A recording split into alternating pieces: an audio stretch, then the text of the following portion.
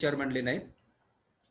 तर त्यांचं असं म्हणणं होतं की ॲडम स्मिथ यांनी मांडलेले वितरणाचे विचार हे अपूर्ण होते, म्हणून त्याला जास्तीत जास्त शास्त्रीय पद्धतीने मांडणी करण्यासाठी रिकार्डोने the principle of political economy and taxation नावाच्या ग्रंथामध्ये आपला हा वितरणाचा सिद्धांत मांडलेला आहे. हा ग्रंथ जर पाहिला तर the principle of political economy and taxation हा असा होता. पहिली प्रत जी होती ती ब्लॅक अँड व्हाईट मध्ये दिसते त्या पद्धतीने होती स्क्रीनवर आपल्या, आणि नंतर त्याच्या व्हर्जन निघाल्यानंतर बऱ्याच प्रती निघाल्या, त्या तो पुढील प्रमाणे दिसत होता. आता काय मांडले बरं हा सिद्धांत त्यांनी? तर सिद्धांत त्यांनी काही गृहितांच्या आधारे मांडला. तर त्यांच्या सिद्धांताची गृहिती अशी होती,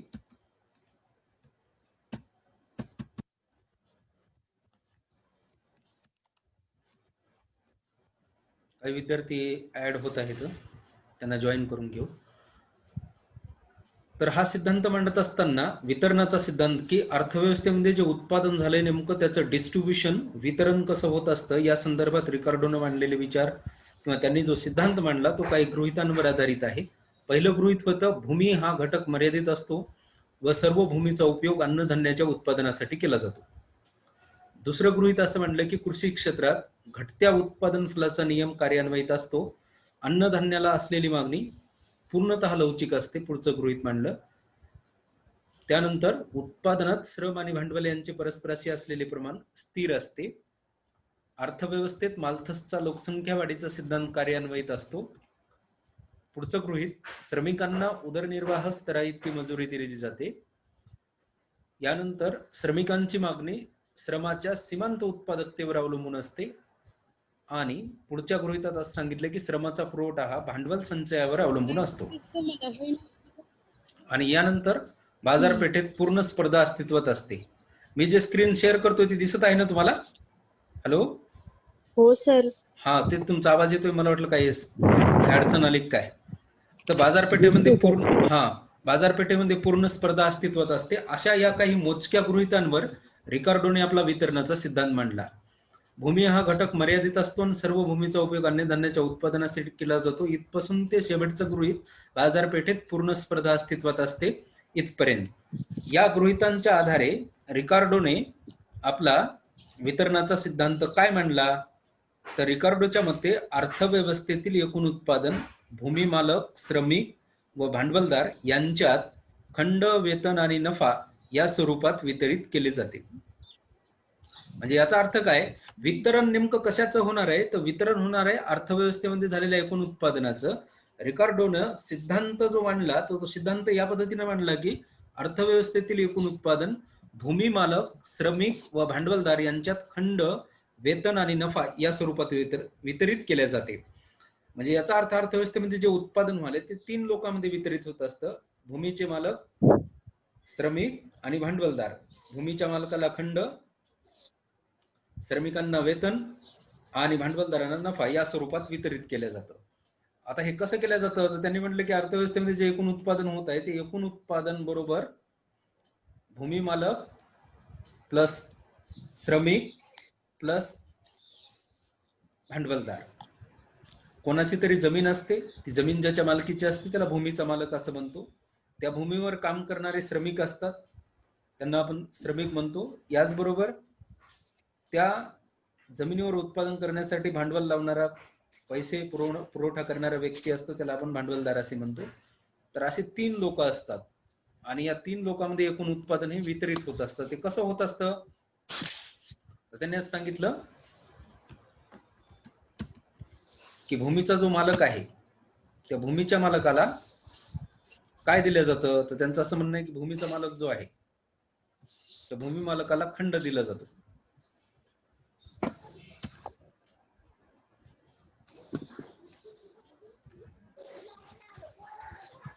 भूमीच्या मालकाला खंड, श्रमिकांना वेतन आणि भांडवलदार आहेत त्यांना नफा दिला जातो. या स्वरूपामध्ये हे एकूण उत्पादन वितरित होते. इतका सोपा सिद्धांत डेव्हिड रिकार्डोने मांडलेला आहे की एकूण उत्पादन बरोबर भूमी मालक प्लस श्रमिक प्लस भांडवलदार, याचाच अर्थ खंड प्लस वेतन प्लस नफा. म्हणजे एकूण उत्पादन जे आहे ते संक्षिप्त रूपात कसं वितरित व्हाले? खंड, वेतन प्लस नफा या स्वरूपामध्ये वितरित होत आहे. या सिद्धांताचं काय स्पष्टीकरण दिलं त्यांनी? तर वरील सिद्धांतावरून असे स्पष्ट होते की अर्थव्यवस्थेत झालेले एकूण उत्पादन खंड आणि खंड, वेतन आणि नफा या 3 भागामध्ये वितरित होत असते. या सिद्धांताचे स्पष्टीकरण प्राध्यापक कॅल्डोर यांनी केले. त्यांच्या मते रिकार्डोचा वितरणाचा सिद्धांत सीमांतता आणि अतिरिक्तता या 2 तत्वावर आधारित आहे. सीमांततेचे तत्व राष्ट्रीय उत्पन्नातील खंडाचा भाग निर्धारित करते, तर अतिरिक्ततेचे तत्व राष्ट्रीय उत्पन्नातील खंडाचा भाग काढून टाकला असता उर्वरित उत्पादन, वेतन आणि नफा या 2 बाबीमध्ये कशा पद्धतीने वितरित होत असते याचं विवेचन मांडलं. मग आता एक एक बाब आपण पाहणार. म्हणजे काय केलंय की रिकार्डोचा जो वितरणाचा सिद्धांत होता तो प्रोफेसर कॅल्डोर यांनी 2 तत्वाच्या आधारे स्पष्ट केला. एक सीमांततेचं तत्व आणि दुसरं अतिरिक्ततेचं तत्व.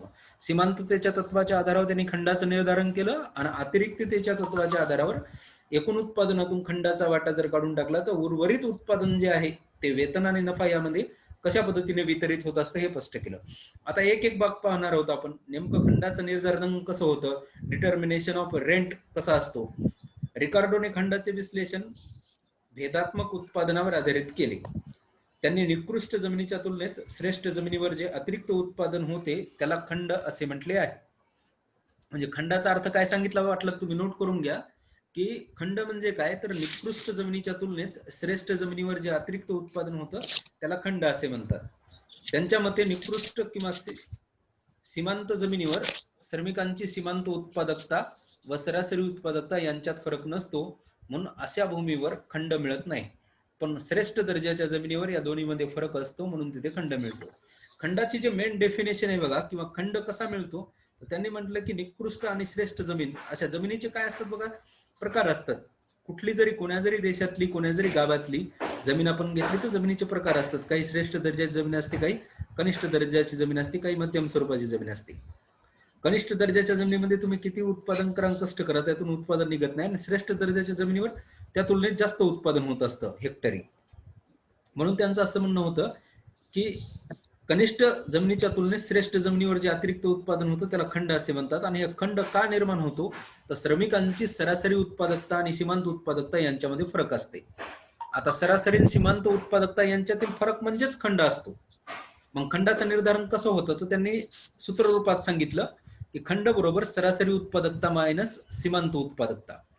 सरासरी उत्पादकता मायनस सीमांत उत्पादकता. सीमांत उत्पादकता आणि सरासरी उत्पादकता म्हणजे काय, आता सरासरी उत्पादकता म्हणजे एकूण उत्पादन जे झाले त्या उत्पादनाला जर श्रमिक संख्येनं भागाकार केला तर आपल्याला सरासरी उत्पादकता मिळते.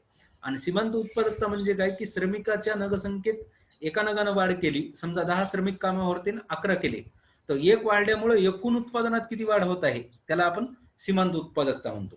मग या सरासरी उत्पादकता आणि सीमांत उत्पादकतेत फरक असेल तरच खंड निर्माण होतो, नाही तर नाही. नाहीतर बघा की आपण शेतीमध्ये 1 एकर जमीन आहे, तिच्यामध्ये 2 लोक पूर्वी काम करायचे, त्यामुळे त्यांना 10 क्विंटलचं उत्पादन व्हायचं. आता आपण श्रमिक संख्या वाढवून 3 केली आणि उत्पादन 10च होत असेल तर तिथं अतिरिक्त श्रमिक लावून काही फायदा झाला नाही असा त्याचा अर्थ होतो. कोणाच्या तरी माईकचा आवाज येतोय बघा, तर तो आवाज म्यूट करा तुमची बघा. हॅलो, कोणाच्या तरी विद्यार्थ्याचा आवाज येतोय, त्यांनी आपला माईक म्यूट करा. तर त्या पद्धतीने काय होतं की मग खंडाचं उत्पादन होत असतं. आणि जर समजा कृषीमध्ये एखाद्या एकच श्रमिक काम करत होता, 10 क्विंटलचं उत्पादन होत होतं, दुसरा श्रमिक लावला आणि त्यामुळे परत 20 क्विंटलचं उत्पादन होतंय, तर याचा अर्थ त्या श्रमिकाची सीमांत उत्पादकता जास्त आहे. मग सरासरी उत्पादकता आणि सीमांत उत्पादकतेमध्ये जर फरक असेल तरच खंड निर्माण होतो, अन्यथा खंड निर्माण होत नाही. यानंतर काय सांगितलं त्यांनी, पुढे म्हटलं की आता खंडाचं निर्धारण तर असं झालं, सरासरी उत्पादकता आणि सीमांत उत्पादकता श्रेष्ठ जमिनीच्या तुलनेत म्हणजे कनिष्ठ जमिनीच्या तुलनेमध्ये श्रेष्ठ जमिनीवर जे उत्पादनात जास्तीचं उत्पादन होतं, या दोन्हीमध्ये जो फरक असतो त्यालाच खंड असं त्यांनी म्हटलेलं आहे. आता मजुरीचं निर्धारण कसं होतं, तर डिटर्मिनेशन ऑफ वेजेस या संदर्भात रिकार्डोने असे मत मांडलं की वेतन जे आहे श्रमिकांचं वेतन किंवा मजुरी याचे 2 प्रकार पडतात. एक नैसर्गिक किंवा निर्वाह वेतन आणि दुसरं बाजार वेतन. बाजार वेतन आणि निर्वाह वेतन. निर्वाह वेतनाला नॅचरल वेज रेट असं म्हणतो असतो आपण. आता हा काय आहे बरं, नैसर्गिक किंवा निर्वाह वेतन, तर श्रमिकांचा उदरनिर्वाह धकण्याकरता जे किमान मजुरी आवश्यक असते तिला निर्वाह वेतन असे म्हणतात. समजा मी एक श्रमिक आहे आणि मला दिवसाकाठी 200 रुपयाचा खर्च लागतो उदरनिर्वाह चालवायला, तर मला 200 रुपये जर दिवसाला वेतन मिळत असेल तर ते निर्वाह वेतन झालं. आणि दुसरं बाजार वेतन म्हणजे काय, निर्वाह वेतन झालं 200 रुपये, परंतु एखाद्या शेतकऱ्याला म्हणा किंवा एखाद्या भांडवलदाराला म्हणा किंवा एखाद्या कंपनीच्या मालकाला अचानक श्रमिकांची गरज पडली आणि त्यांनी बाजारपेठेमध्ये जाऊन श्रमिकांची मागणी केली, तर त्यावेळेस मात्र ते निर्वाह वेतनापेक्षा जास्त किंवा कमी असू शकते. म्हणून बाजारपेठेमध्ये जे श्रमिकांच्या वेतनाचा दर ठरते त्याला बाजार वेतन असं म्हणतात. बाजार वेतनात नेहमी, म्हणून मग बाजार वेतनामध्ये काय असते बघा, की बाजार वेतनामध्ये श्रमिकांची मागणी आणि पुरवठा यानुसार त्यांचं बाजार वेतन ठरतं. मग हे बाजार वेतन नेहमी, या बाजार वेतनामध्ये नेहमी काय होत असतात, चढ उतार होत असतात. परंतु या बाजार वेतनाची प्रवृत्ती देखील निर्वाह वेतनावर जाऊन स्थिर होण्याची असते. म्हणून श्रमिकांना देण्यात येणारे वेतन उदरनिर्वाह स्तरा इतके असते असं रिकार्डोनं आपल्या गृहीतामध्ये म्हटलेलं आहे. म्हणजे बाजार वेतन जे आहे ते देखील कसं असतं, त्याची प्रवृत्ती देखील निर्वाह वेतनाकडे जाऊन पोहोचवायची असते. म्हणून लोक म्हणतात की नाही, की नुसत्या नोकरीच्यानं काही होत नाही, फक्त उदरनिर्वाह होत असतो. व्यक्तीला जर प्रगती करायची असेल तर नोकरी बरोबरच आणखी काहीतरी व्यवसाय करणं किंवा इतर उत्पादक कार्यामध्ये तुम्ही सहभागी असणं आवश्यक आहे. कारण सरासरी या जगामध्ये वेतनाचे दर जे असतात ते उदरनिर्वाह स्तर जोपासल्या जावा याच पद्धतीचे असतात, त्यापेक्षा जास्त ते नसतात. म्हणून मग प्रत्येक वेतन जे आहे ते नैसर्गिक दराकडे जाण्याची त्याची प्रवृत्ती असते, किंवा श्रमिकांच्या वेतनाचे दर जरी वाढले तर बाजारपेठेमधील वस्तूंच्या किमती या पद्धतीने वाढतात की ते वाढलेलं वेतनाचा जो फुगवटा आहे तो ते खाऊन टाकतात आणि परत ते नैसर्गिक म्हणजे निर्वाह वेतन स्तराकडे जाण्याचीच त्याची प्रवृत्ती असते. मग नफ्याचं निर्धारण कसं होतं, पुढचा मुद्दा असा होतो की 6वा मुद्दा, नफ्याचं निर्धारण, डिटर्मिनेशन ऑफ प्रॉफिट कसं केलं जातं.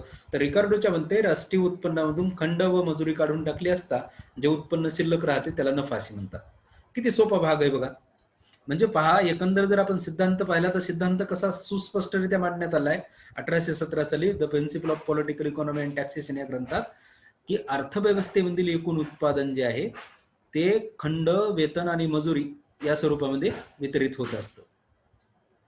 मग त्यांनी काय सांगितलं की या राष्ट्रीय उत्पन्नातून खंड आणि मजुरी जर काढून टाकली तर उरलेला भाग काय राहतो, अर्थव्यवस्थेतला नफा राहत असतो, प्रॉफिट. म्हणजे एकूण उत्पन्न जे झालंय त्यामधून जर खंड आणि मजुरी काढून टाकली, खंड म्हणजे भूमीच्या मालकाला भूमीच्या वापराबद्दल दिल्या जाणारा मोबदला, आणि हा खंड कसा मिळतो, निकृष्ट दर्जाच्या जमिनीच्या तुलनेत श्रेष्ठ दर्जाच्या जमिनीवर खंड मिळत असतो. किंवा मग श्रमिकांच्या भाषेत सांगायचं झालं तर श्रमिकांची सरासरी उत्पादकता व सीमांत उत्पादकता यांच्यामधील फरक म्हणजे काय, खंड आहे. म्हणजे एखादा श्रमिक कामावर लावला असता त्याच्यामुळे जर उत्पादनात वाढ होत असेल तरच खंड निर्माण होत असतो, आणि जर उत्पादनात जर वाढ होत नसेल तर खंड निर्माण होत नाही. म्हणून याला खंडाला आपल्याला श्रमिकांच्या भाषेत सांगायचं झालं तर प्रोडक्टिव्हिटी देखील सांगावी लागेल. कारण प्रोडक्टिव्हिटी म्हणजे श्रमिकांची उत्पादकता जास्त असेल तर प्रॉफिट जास्त असतं, अन्यथा नाहीये. कोण्याही बिझनेसमध्ये असो की कुठे देखील असो, तिथे नफा कधी निर्माण होईल, जर सरासरी उत्पादकता आणि सीमांत उत्पादकता यांच्यामध्ये फरक असेल तरच निर्माण होईल, अन्यथा निर्माण होणार नाही. मजुरी कशी ठरली जाते, तर उदरनिर्वाह स्तरा इतकी श्रमिकांना मजुरी दिली जाते. आणि नफा कसा ठरतो, तर मग उत्पन्नामधून खंड आणि मजुरी जर काढून टाकली तर जे शिल्लक राहिलेलं उत्पन्न आहे तेच म्हणजे काय असतं, नफा असतं, असं डेव्हिड रिकार्डोनं आपल्या सिद्धांतामध्ये स्पष्ट केलं आहे. याच्या आकृतीद्वारे देखील स्पष्टीकरण करता येते बघा. आपल्या पुढे एक आकृती आलेली आहे. उभ्या अक्षावर त्यांनी कृषी उत्पादन, एकूण कृषी उत्पादन घेतलेलं आहे. आडव्या अक्षावर श्रमिकांची संख्या घेतलेली आहे. आणि मी तुम्हाला हायलाइट करून दाखवतो. हा जर भाग पाहिला तुम्ही,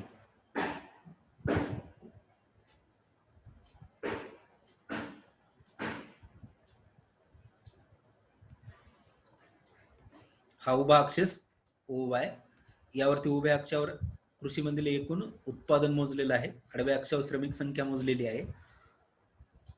हा जो वक्र दिसतोय असा आलेला खालचा, हा MPL marginal productivity of labour आहे.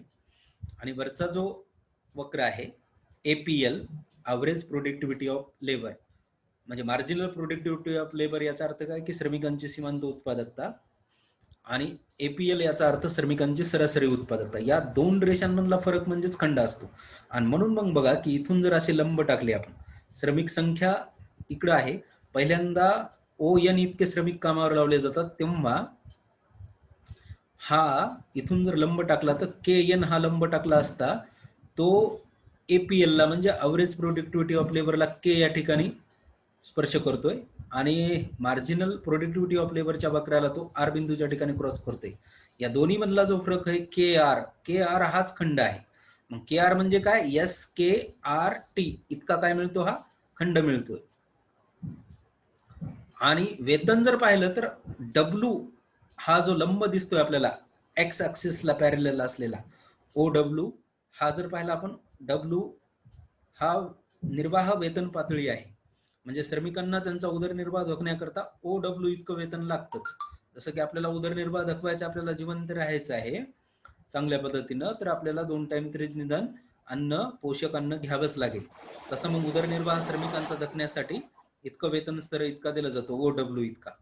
मग आता हा OW इतकं वेतन आहे, एकूण उत्पादन अर्थव्यवस्थेचं किती आहे, OSKN, याच्यामधून खंड किती गेला, SKRT इतका खंड गेला. आणि वेतन किती गेलं, मग वेतनाची पातळी किती, OWEN इतकं. हे जर वेतन गेलं तर उर्वरित भाग जो आहे TREW हा काय आहे, नफा आहे. आणि म्हणून अर्थव्यवस्थेचं जे एकूण उत्पादन आहे ते वितरित कसं झालं, खंड, नफा आणि वेतन या 3 स्वरूपामध्ये उत्पादित झालं. जर समजा काही कारणामुळे आपण श्रमिक संख्या वाढवली, ती ON पासून वाढून ON1 इतकी केली, म्हणजे श्रमिकांच्या संख्येत निव्वळ वाढ किती केली आपण, N पासून N1 इतकी केली असता हा इथला जो लंब आहे तो ॲव्हरेज प्रोडक्टिव्हिटी श्रमिकांच्या सरासरी उत्पादकतेच्या वक्राला M बिंदूच्या ठिकाणी स्पर्श करतो आणि सीमांत उत्पादकतेच्या वक्राला F बिंदूच्या ठिकाणी स्पर्श करतो. यावेळेस मग अर्थव्यवस्थेमध्ये खंड निर्माण होत नाही आणि म्हणून मग अर्थव्यवस्थेमध्ये नफा निर्माण होत नाही, खंड माफ करा, नफा निर्माण होत नाही, कारण सरासरी उत्पादकता आणि सीमांत उत्पादकता यांच्यामधल्या फरकाला आपण काय म्हणतो, खंड. तर RMFE इतका खंड मिळते आणि वेतन किती आहे, निर्वाह वेतन EFN1N इतकं वेतन मिळतं आणि नफा मिळतच नाही. त्यामुळं मग सरासरी उत्पादकता आणि सीमांत उत्पादकतेमध्ये जर फरक नसेल, म्हणजे या 2 वक्रांमध्ये जर जास्त फरक नसेल, तर त्यामुळे नफा निर्माण होणार नाही आणि अर्थव्यवस्थेमध्ये मग दीर्घ काळामध्ये स्थिरता येण्याची प्रवृत्ती असते, असं रिकार्डोने आपल्या सिद्धांतात सांगितले. अशा पद्धतीनं हा सिद्धांत आपण इथं स्पष्ट केला. म्हणजे अर्थव्यवस्थेतलं एकूण उत्पादन खंड, नफा आणि वेतन यांच्यात वितरित होत असतं. हे सगळं कशामुळे होतं, श्रमिकांची सरासरी उत्पादकता आणि सीमांत उत्पादकता APL आणि MPL यांच्यामध्ये फरक असतो म्हणून निर्माण होते, किंवा श्रेष्ठ दर्जाची जमीन आणि निकृष्ट दर्जाची जमीन यांच्या उत्पादकतेमध्ये फरक असतो, उत्पादनामध्ये त्यांचा फरक असतो आणि म्हणून अर्थव्यवस्थेचं उत्पादन खंड, नफा आणि वेतन यांच्यामध्ये वितरित होत असतं, असं रिकार्डोने आपल्या सिद्धांतामध्ये स्पष्ट केले. सारांश रूपाने काय सांगता येईल बरं आपल्याला, तर सारांश रूपाने आपल्याला असं सांगता येईल की रिकार्डोच्या मते अर्थव्यवस्थेच्या विकासाबरोबर अर्थव्यवस्थेतील विविध उत्पादन घटकांच्या वाट्यामध्ये बदल होतो. प्रथमतः नफा मिळाल्यामुळे भांडवलदार त्यांच्या जवळील भांडवलदाराजवळील भांडवल संचय वाढतो, त्यामुळे ते परत जास्त नफा मिळवण्यासाठी उत्पादनात त्यांना वाढ करावी वाटते, म्हणून ते जास्तीच्या कामगारांना जास्त वेतन देऊन कामावर लावतात. आता कामगारांना जास्त वेतन दिल्यामुळे कामगारांच्या लोकसंख्येत माल्थसच्या सिद्धांतानुसार वाढ होते आणि कामगारांची संख्या वाढल्यामुळे त्यांच्या सीमांत उत्पादकतेमध्ये घट होते. म्हणजे श्रमिकांची सीमांत उत्पादकता घटते, यामुळे नफा घटतो व अर्थव्यवस्थेच्या विकासाला खीळ बसते. म्हणून दीर्घ काळात एका विशिष्ट परिस्थितीनंतर अर्थव्यवस्थेचा विकास मंद होत असतो. म्हणून अर्थव्यवस्थेच्या विकासाला प्रेरणा व चालना देणे आवश्यक असतं, असं रिकार्डोने आपल्या सिद्धांतात सांगितले. येथे हा सिद्धांत संपलेला आहे. यावर काही टीका करण्यात आल्या. काय टीका करण्यात आल्या, तर पहिली टीका करण्यात आली की हा सिद्धांत माल्थस यांच्या लोकसंख्या वाढीच्या सिद्धांतावर आधारित आहे. आता माल्थसच्या सिद्धांतावरच अनेक टीका करण्यात आलेल्या आहेत, म्हणून हा माल्थसच्या सिद्धांतावर आधारित असल्यामुळे माल्थसच्या चुकीच्या लोकसंख्या वाढीच्या सिद्धांतावर हा सिद्धांत आधारित आहे, अशी टीकाकारांनी टीका केली. दुसरी टीका करण्यात येते याच्यावर की दीर्घ काळात अर्थव्यवस्थेत स्थिरता का येते याचं विश्लेषण केलं नाही. रिकार्डोचं असं म्हणणं आहे की दीर्घ काळामध्ये अर्थव्यवस्थेत स्थिरता येत असते, स्टॅबिलिटी, परंतु ही स्टॅबिलिटी नेमकी काय येते याचं विश्लेषण त्यांनी त्यांच्या सिद्धांतात केलेलं नाही. पुढची टीका पूर्ण रोजगाराच्या चुकीच्या गृहीतावर आधारित आहे. टीकाकारांच्या मते पूर्ण रोजगार ही एक भ्रमक संकल्पना आहे आणि तो मिळवल्या जाऊ शकत नाही, म्हणून पूर्ण रोजगाराच्या चुकीच्या गृहीतावर हा सिद्धांत आधारित आहे आणि पूर्ण स्पर्धेच्या देखील चुकीच्या गृहीतावर हा सिद्धांत आधारित आहे. अशा आणि शेवटची टीका करण्यात आली निर्वाह वेतन स्थिर मानणे चूक आहे. त्यांचं असं म्हणणं आहे की उदरनिर्वाह काळमानानुसार वाढत जात असतो. उदरनिर्वाहामध्ये उदरनिर्वाह पातळी जी आहे ती पूर्वीच्या काळात जशी होती ती आधुनिक काळामध्ये राहीनच म्हणून सांगता येत नाही. या निर्वाह पातळीला स्थिर मानणं चुकीचं आहे, ती नेहमी बदलत असते, अशा टीका करण्यात आल्या. असं जरी असलं तर रिकार्डोने सर्वप्रथम वितरणासंदर्भात आपले विचार मांडलेले आहेत, म्हणून रिकार्डोच्या वितरणाच्या सिद्धांताचा आपल्याला अभ्यास करणं आवश्यक आहे. पुढे याचं सविस्तर विवेचन प्रोफेसर कॅल्डोर यांनी केलेला आहे, परंतु कॅल्डोरचा सिद्धांत आपल्या सिलेबसला नाहीये. तुम्हाला जर अतिरिक्त अभ्यास करायचा असेल तर कॅल्डोर यांचा वितरणाचा सिद्धांत तुम्ही अभ्यास करू शकता.